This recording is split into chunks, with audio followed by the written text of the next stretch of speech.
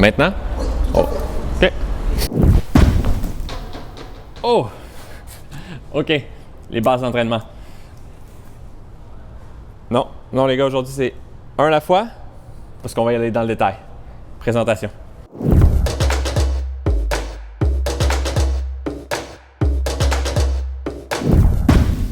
La base d'entraînement Vortex de TAC, c'est une base d'entraînement intelligente.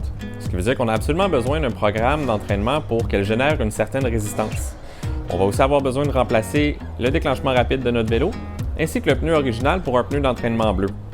C'est une base d'entraînement qui va nous offrir jusqu'à 950 watts de résistance et qui va pouvoir recréer des montées jusqu'à 7 pour beaucoup plus de réalisme dans vos entraînements à la maison.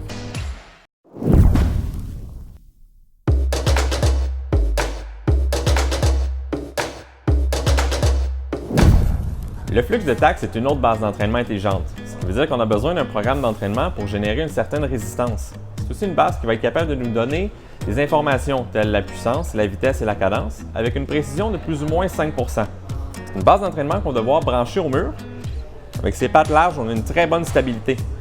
Pas besoin de remplacer le pneu de votre vélo. On installe seulement ici une cassette qui va être installée sur une roue libre qui a un poids de 7 kg, donc très réaliste quand on va pédaler à l'intérieur. On va nous offrir 1500 watts de résistance et on va être capable de reproduire des dénivelés jusqu'à 10 d'inclinaison. Avec ses fonctionnalités avancées ainsi que le réalisme du Direct Drive, le Flux sera un excellent rapport qualité-prix pour vos entraînements hivernaux.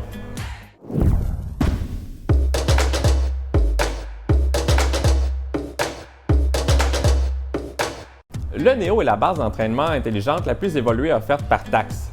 C'est une base connectée, donc on a besoin d'un programme d'entraînement pour générer une résistance qui va recueillir des données telles la vitesse, la puissance et la cadence avec une précision d'environ 1 ce qui est ultra précis pour une base d'entraînement. Pas besoin de changer notre pneu, c'est une base d'entraînement Direct Drive, donc on installe une cassette et le vélo est supporté ici. La base doit être par contre branchée au mur pour avoir toutes ces options, telles les descentes à 5 et les montées jusqu'à 25 On peut l'utiliser sans la brancher au mur. Nous aurons des montées jusqu'à 20 mais nous n'aurons pas les descentes.